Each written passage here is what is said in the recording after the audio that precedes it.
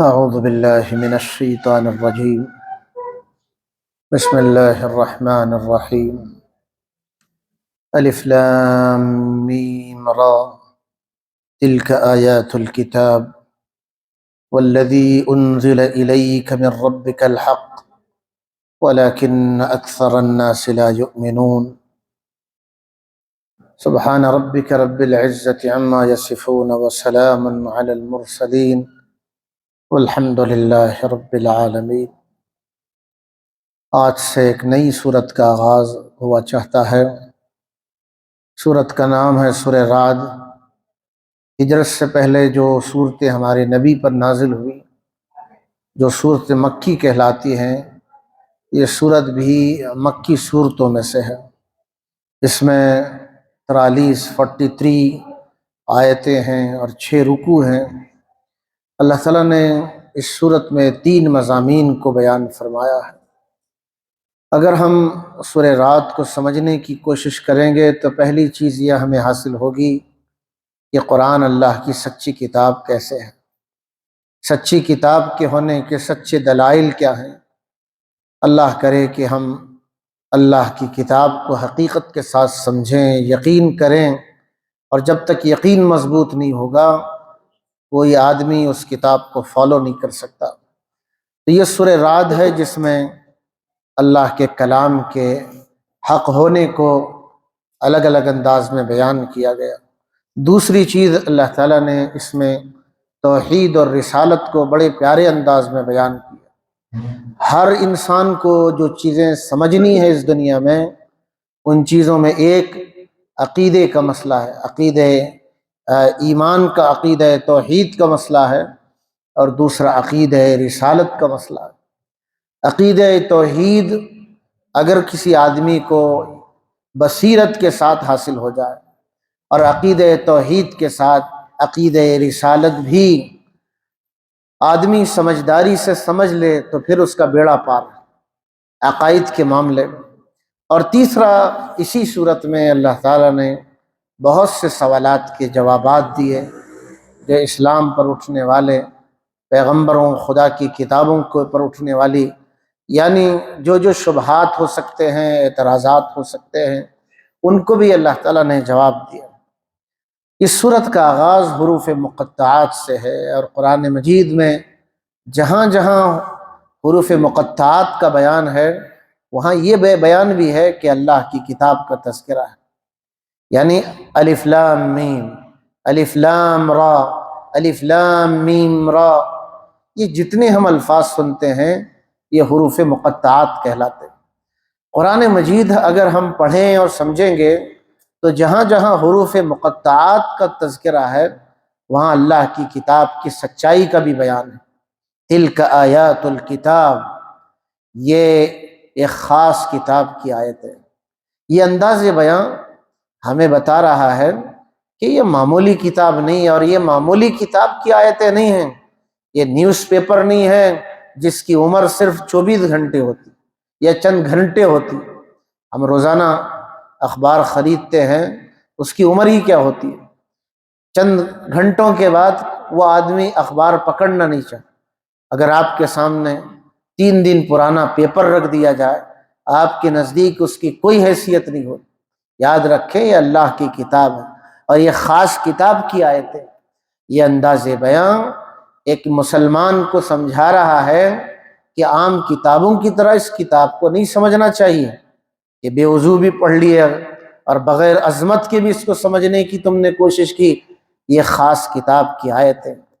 والذی انزل الیک من ربک الحق، اور وہ چیز جو آپ کی طرف، آپ کے رب کی طرف سے اتارا گیا ہے وہ حق ہے۔ اب یہاں غور کرنے کی بات یہ ہے کہ پہلے کتاب کی آیتوں کا تذکرہ ہے، پھر اس چیز کا، اس وحی کا ذکر ہے جو وحی آپ کی طرف، آپ کے رب کی طرف سے اتاری گئی ہے، وہ سچ ہے۔ یہاں 2 باتیں بتائی گئی۔ ایک پہلی بات تو یہ بتائی گئی، ایک وحی وہ ہے جو نماز میں بھی پڑھی جاتی ہے، جس کی تلاوت بھی کی جاتی ہے، جس کے الفاظ بھی اللہ کے ہیں، جس کے معنی اور احکام بھی اللہ کے۔ ایک وحی وہ بھی ہے جس میں الفاظ تو اللہ کے نہیں ہیں، الفاظ پیغمبر کے ہیں، مگر اس کے اندر جو معانی ہیں، جو میسج ہے، جو احکام ہیں، وہ اللہ کے ہیں۔ اب وہ احادیث مبارکہ ہے۔ اب یہ قرآن اور حدیث، یہ دونوں باتیں اللہ تعالیٰ نے یہاں بتائی۔ قرآن بھی بڑی چیز ہے اور حدیث بھی بڑی چیز ہے، اور یہ حدیث حضور کی باتیں نہیں ہیں۔ وما ينطق عن الهوى ان هو الا وحی یوحی، وہ جو پیغمبر تمہارے بات کرتے ہیں من مرضی سے بات نہیں کرتے، وہ وحی ہوتی ہے جو ان کی زبان سے نکلتی۔ اسی لیے دیکھیں، حدیث بھی پڑھنا ہے، حدیث بھی اللہ کی طرف سے وحی اتری ہے، لیکن اس وحی کو پیغمبر سمجھ کر کے اپنے الفاظ میں بیان کرتے ہیں، اسی لیے اسے حدیث کہا جاتا ہے۔ وہ بھی اللہ ہی کا پیغام ہے۔ کچھ لوگ یہ کہتے ہوئے آپ کو ملیں گے، ہم اللہ کی کتاب قرآن کو تو مانیں گے، ہم حدیث کو نہیں مانیں گے۔ وہ گویا در پردہ یہ کہنا چاہتے ہیں کہ ہم وحی مطلوع کو تو مانیں گے اور وحی غیر مطلوع کو نہیں مانیں گے۔ یہ تو عادی سی بات ہو۔ اللہ کا جو پیغام وحی کی شکل میں اترا ہے، چاہے وہ وحی قرآن کی شکل میں ہو، چاہے وہ وحی حدیث کی شکل میں ہو، اس پر ایمان ضروری۔ جیسے حدیث پر، جیسے قرآن پر ایمان لانا ضروری ہے، ویسے ہی حدیث پر بھی ایمان لانا ضروری۔ وَلَكِنَّ أَكْثَرَ النَّاسِ لَا يُؤْمِنُونَ، لیکن اکثر لوگ اس کو سمجھتے نہیں، یقین نہیں کرتے، مانتے نہیں۔ سورہ رات کی یہ پہلی آیت ہے جس میں اللہ تعالیٰ نے اللہ کی وحی کے بارے میں، اللہ کی کتاب کے بارے میں بتایا کہ دیکھو قرآن مجید کی حقیقت بہت اونچی ہے۔ آیت نمبر 2 میں اللہ تعالیٰ نے قرآن کے مقاصد میں سے اہم مقصد کو بیان کیا۔ دیکھو قرآن کیوں آیا ہے، قرآن جن مقاصد کے تحت میں آیا ہے ان میں کا ایک بنیادی مقصد توحید کو بیان کرنا۔ بڑے دکھ کی بات یہ ہے کہ ہمارے گھروں میں، ہماری اولاد کے ساتھ، ہمارے دوستوں کی گفتگو میں سب سے کم جو گفتگو ہوتی ہے وہ توحید کی گفتگو ہوتی ہے، حالانکہ ہمارے آپس کی گفتگو میں سب سے زیادہ گفتگو توحید کی ہونی چاہیے کہ کہیں ہم شرک میں مبتلا نہ ہو جائیں۔ اس لیے قرآن مجید کے آنے کے مقاصد میں ایک اہم مقصد توحید کو بیان کرنا۔ اس لیے آیت نمبر 2 میں اللہ تعالیٰ نے توحید کا تذکرہ فرمایا۔ توحید کو سمجھنا ہے تو اللہ کی قدرت سمجھنا ہے، اللہ کی عظمت سمجھنا ہے۔ اگر اللہ کی قدرت سمجھی جائے اور اللہ کی عظمت سمجھی جائے، پھر آدمی کو اللہ کی توحید سمجھنا آسان ہوتا۔ ایک طرف قدرت ہے خدا کی، ایک طرف عظمت ہے خدا کی، اور تیسری طرف وحدت ہے خدا کی۔ ان مسائل کو ہمیں سمجھنا ہو۔ اللہ تعالیٰ کی طاقت کتنی بڑی ہے۔ اللہ الذی رفع السماوات بغیر عمد ترونها، اللہ کی طاقت کو سمجھنا ہے۔ آسمان کو دیکھو جس کو تم دیکھ رہے، کوئی معمولی چیز ہے؟ اتنے بڑے آسمان کو اس نے بغیر پلر کے رکھا ہے، کہیں تمہیں پلر نہیں نظر آ۔ بھارت کہاں سے کہاں تک ہے؟ کیا بھارت کے درمیان میں کہیں بھوپال کے قریب عمارت پلر کھڑا ہے کہ جو آسمان کو تھامے ہوئے؟ بغیر عمد ترونها، آسمان کو دیکھو کتنا وسیع ہے، کتنا پھیلا ہوا ہے، اور وہ اتنے پھیلی ہوئی چیز کو کھڑی ہوتی ہے، وہ سہارے کے طور پر کھڑی ہوتی۔ یہ اللہ کی طاقت ہے۔ اب دیکھیے چاند تک پہنچنے میں پسینے آ گئے۔ اب یہ چاند کہاں ہے؟ آسمان کے بہت نیچے ہے۔ اب اس گیلیکسی میں نہ جانے کتنے سیارے ستارے گردش کر رہے ہیں، اور اس کے اوپر آسمان ہے۔ کہاں انسان کی وہاں تک رسائی ہو سکتی ہے؟ کتنا بڑا آسمان ہوگا، اور ایسے آسمان کو اس نے بغیر ستون کے رکھا ہے۔ ثم استوى علی العرش، یہ سب اس نے بنایا، اس کا نظام مقرر کیا، اس کو چلایا، اور پھر عرش پر قائم ہوا۔ یہ اشارہ ہے سلطنت کی طرف۔ جیسے ایک بادشاہ ہوتا ہے، وہ حکومت چلاتا ہے، اصل بادشاہت اللہ کی ہے، جس کا نظام آسمان پر بھی ہے اور زمین پر بھی ہے، ستاروں سیاروں پر بھی ہے، آسمانوں کے اوپر بھی ہے، زمین کے نیچے بھی ہے۔ وَسَخَّرَ الشَّمْسَ وَالْقَمَرَ، اور ذرا غور کرو اس کی طاقت کتنی اونچی ہے، اس نے آسمان و زمین کو تمہارے کام میں لگا دیا۔ یہ سورج ہماری خدمت کر رہا ہے، یہ چاند ہماری خدمت کر رہا ہے۔ سورج بڑا وقت پر نکلتا ہے، ڈوبتا ہے۔ چاند 14ویں کا چاند جب ہے جتنا ہے اور جتنی روشنی دینا ہے اور جب چھپنا ہے، وہ اللہ تعالیٰ کی نظام کے تحت کام کر رہے ہیں۔ کل یجری لاجل مسمی، ہر ایک چل رہے ہیں، چلتے رہیں گے، مگر یہ بھی ہمیشہ نہیں چلیں گے، ایک متعینہ مدت تک کے لیے چلیں۔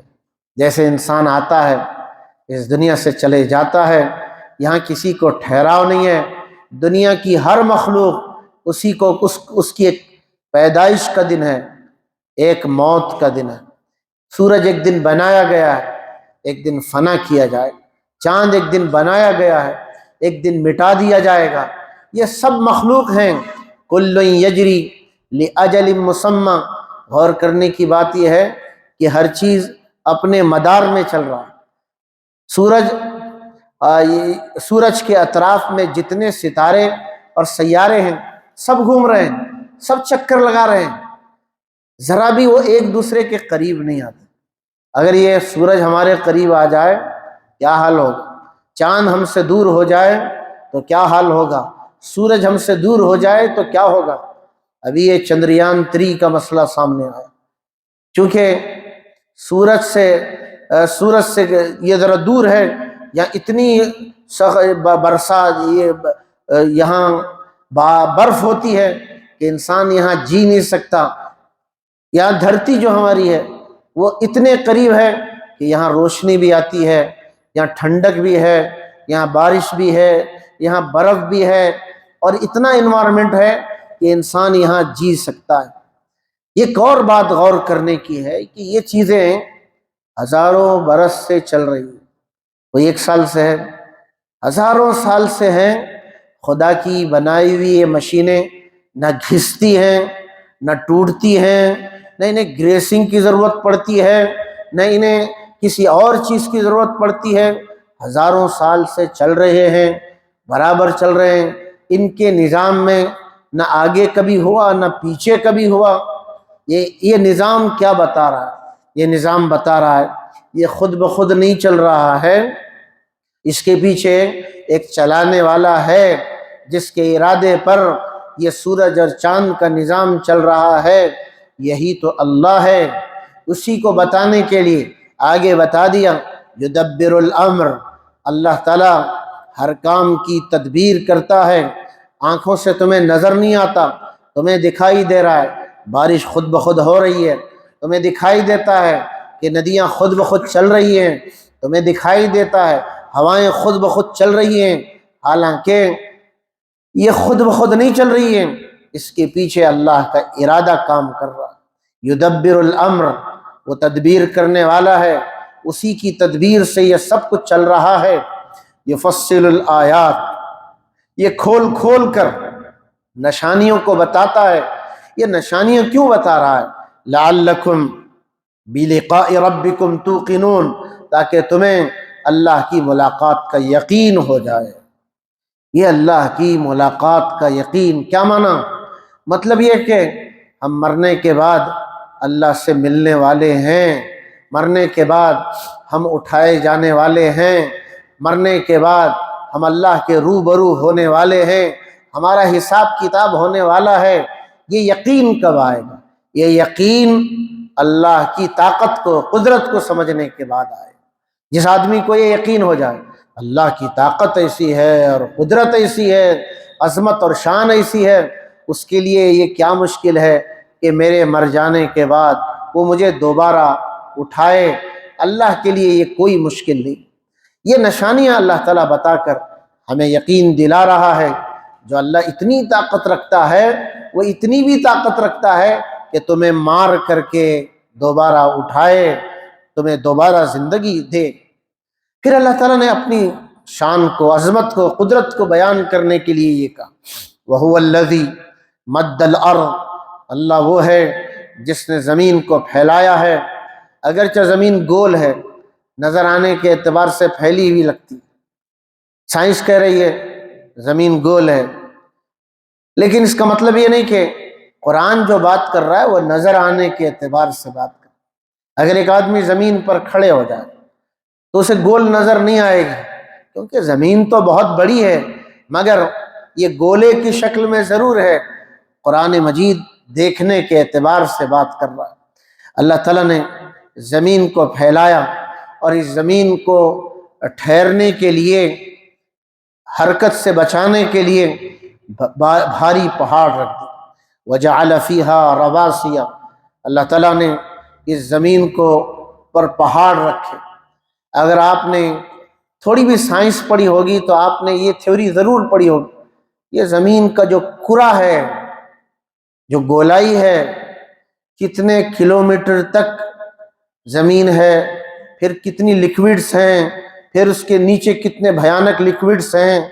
اگر یہ پہاڑ نہ ہوتے تو یہ زمین ہمیشہ حرکت کرتی رہتی، کیونکہ یہ لکوڈ پر کھڑی ہے، اس کو کبھی قرار نہ ہوتا۔ اللہ تعالیٰ نے زمین کو مضبوط رکھنے کے لیے ان پر پہاڑ رکھے۔ وَأَنْهَارًا، اور اسی زمین پر اللہ تعالیٰ نے نہریں چلائی، ندیاں چلایا، کبھی تو کنووں کی شکل میں، کبھی تو زمین کے اوپر چلایا۔ وَمِن كُلِّ الثَّمَرَاتِ، اور پھر اسی زمین پر مختلف قسم کے پھل نکالے۔ یہ پھل کتنے عجیب ہیں۔ جعل فیہا زوجین اثنین، اللہ تعالیٰ نے ان پھلوں کے جوڑے بھی بنائے۔ ایک معنی یہ ہے کہ ان میں نر و مادہ ہے۔ درختوں میں بھی اللہ تعالیٰ نے نر اور مادہ، میل اور فیمیل رکھا۔ اللہ تعالیٰ سے کیا یہ ناممکن ہے کہ پھلوں کو بھی وہ میل اور فیمیل کر دے؟ اللہ تعالیٰ نے یہ جو پھل بنائے، ان پھلوں میں کچھ کھٹے بنائے، کچھ میٹھے بنائے، کچھ چھوٹے بنائے، کچھ بڑے بنائے۔ یہ سب قدرت کی نشانیاں ہیں۔ یغشی اللیل النہار، وہ رات کو ڈھانپتا ہے دن پر۔ اب دیکھیے سورج نکلا، روشنی پھیلی، رات آ گئی، لگتا ایسا ہے کسی نے کالی چادر سورج پر ڈال دی اور اندھیرا چھا گیا۔ یہ خود بخود نہیں ہو رہا ہے۔ ان فی ذلک لآیات، اس میں ایک نشانی نہیں، انیک نشانیاں ہیں۔ لقوم یتفکرون، ان لوگوں کے لیے جو غور و فکر کرتے ہیں۔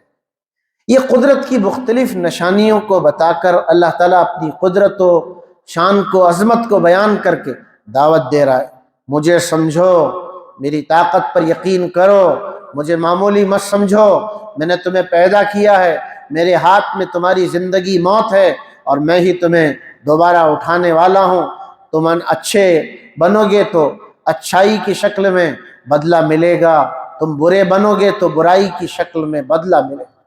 اور آیت نمبر 4 میں تو جو اللہ تعالیٰ نے زمین کے ٹکڑوں پر غور کرنے کی دعوت دی ہے، اگر اس آیت کو ہم بار بار سنیں، بار بار سمجھیں، ہمارا ایمان بار بار تازہ ہو۔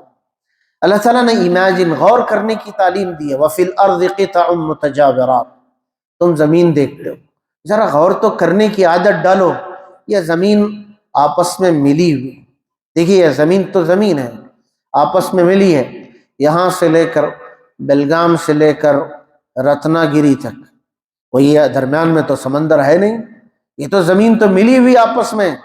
ذرا اسی بیلٹ پر آپ غور کریں، ایک ہی زمین ہے، آپس میں ملی ہوئی ہے، الگ الگ نہیں ہے۔ چلو ایک سمندر کے اس پار ہے اور ایک سمندر کے اس پار ہے، زمین کی تاثیرات کا اور مزاج کا فرق آ گیا، سمجھ میں آتا ہے۔ زمین کا ایک بیلٹ ہے، آپس میں جڑا ہوا ہے، مگر اس کے مزاج الگ ہے، اس کے خاصیتیں الگ۔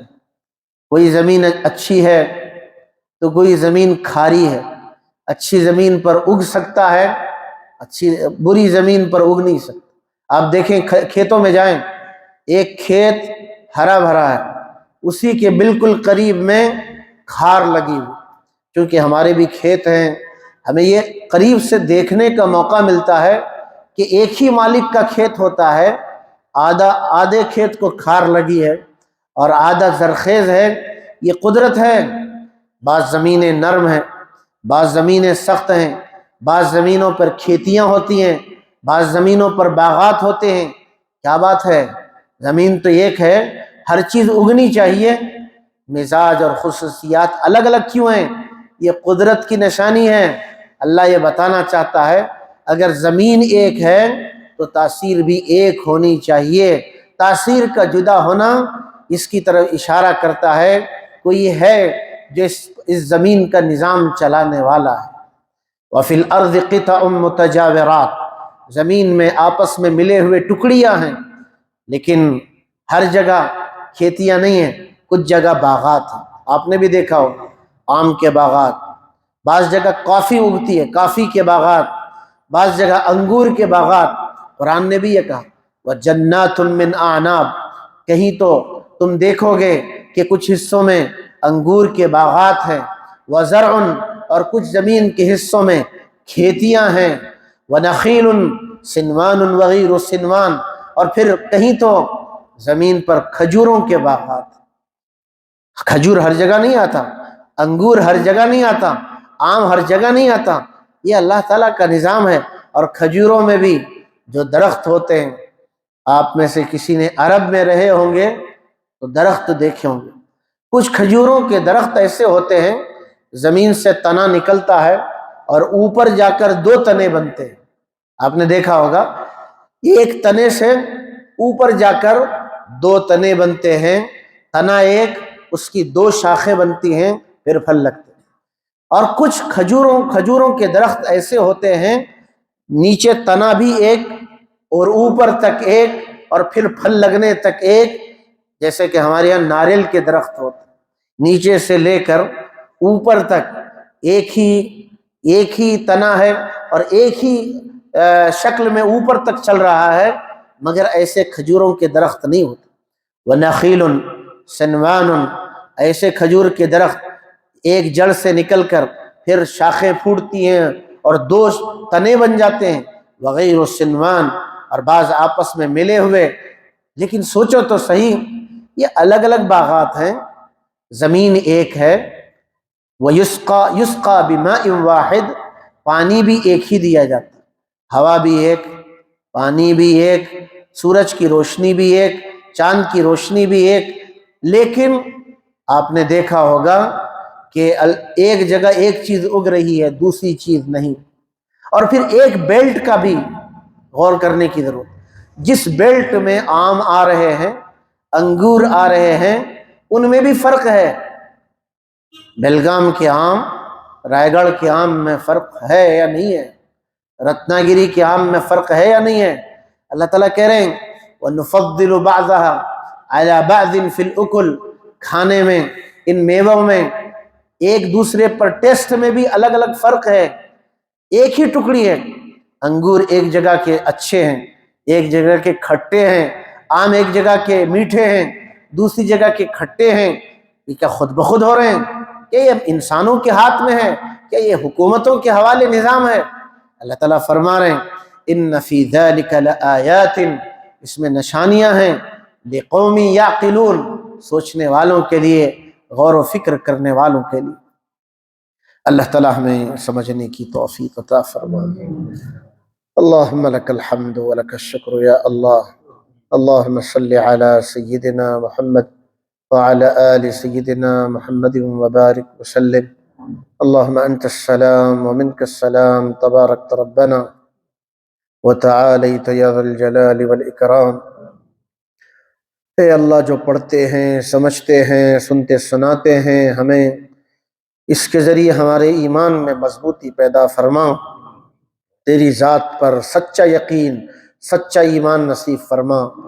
جو بد نصیب ہے وہ جو قدرت کی نشانیاں دیکھے، قدرت نہ سمجھے، بے وقوف اور بے عقل انسان ہے وہ جو اپنے مالک کو بھی نہ پہچانے اور مالک کی نعمتیں استعمال کرے۔ اے اللہ، ہمیں عقل مندوں میں شمار فرما، سمجھداروں میں شمار فرما، فرما برداروں میں شمار فرما۔ ایسے لوگوں میں شمار فرما جو صبح بھی تیرے سامنے ماتھا ٹیکتے ہیں، شام بھی تیرے سامنے پیشانی کو رگڑتے ہیں، جو صبح میں بھی تیرے سامنے ہاتھ پھیلاتے ہیں، شام میں بھی تجھے پکارتے ہیں، ہر مشکل میں تجھ سے امید رکھتے ہیں، ہر مشکل وقت میں تیرا سہارا تلاش کرتے ہیں۔ اے اللہ ہمیں شرک سے بچا دے، اے اللہ ہماری نسلوں کو بچا دے، ساری انسانیت کو اے اللہ توحید کی طرف آنے کی توفیق عطا فرما دے۔ اے اللہ ہماری مدد فرما، حالات کو درست فرما، صحت عطا فرما، شفا عطا فرما، ہمیں عطا فرما، ہمارے رشتہ داروں بھائیوں اے اللہ دوست احباب کو عطا فرما، پریشانیوں کو دور فرما، دعاؤں کو اپنی مہربانی سے قبول فرما۔ صلی اللہ تعالی علی خیر خلقہ محمد وعلی آلہ وصحبہ اجمعین والحمد للہ۔